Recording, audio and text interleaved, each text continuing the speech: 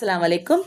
पहले के दौर में ये कहा जाता था कि जब बच्चा पैदा होगा या फिर बड़ा होगा, चलने लगेगा, बोलने लगेगा, तभी उसे सीखना वो शुरू करेगा। जबकि सीखने का अमल तो वहीं से शुरू हो जाता है जब माँ प्रेग्नेंट होती है। बच्चा तो वहीं से सीखना शुरू करता है और उसी दिन से बच्चा शुरू करता है सीखने का अमल। क्योंकि जो प्रेग्नेंट खातून होती है, उसके इर्द गिर्द का माहौल, जो कुछ हो रहा होता है उसके साथ, घर के अंदर का माहौल, घर के बाहर का सारा माहौल असरअंदाज होता है माँ पर और उसके बच्चे पर। अब बच्चा जब बड़ा होता है और उसके पहले के जो 2 साल, जैसे कि हम कहते हैं ना 1000 डेज़ कहते हैं, ये बहुत ही तेज़ी के साथ डेवलप हो रहे होते हैं।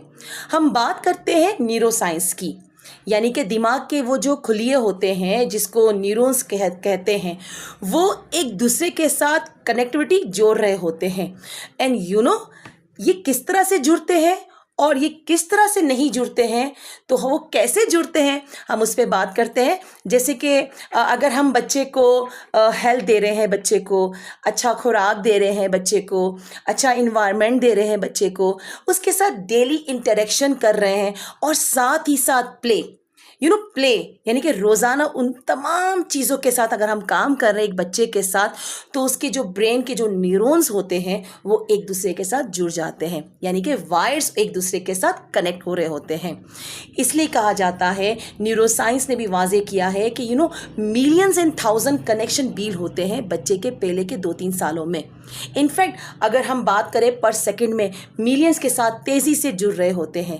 अब इमेजिन करें कि अगर इनमें से एक चीज़ भी हम हटा लें, लाइक अगर हम खुराक को हटा लें या सेहत को हटा लें या फिर हम डेली इंटरेक्शन को इसमें से निकाल दें, तो वायर जुड़ नहीं पाएंगे। इसलिए कहा जाता है कि शुरू के जो साल होते हैं बच्चे की, वो बहुत ही ज़्यादा अहम होता है, 0 डेज से लेके शुरू के 1000 डेज़ तक। अपना बहुत बहुत ख़ास ख्याल रखें। अल्लाह हाफ़िज़।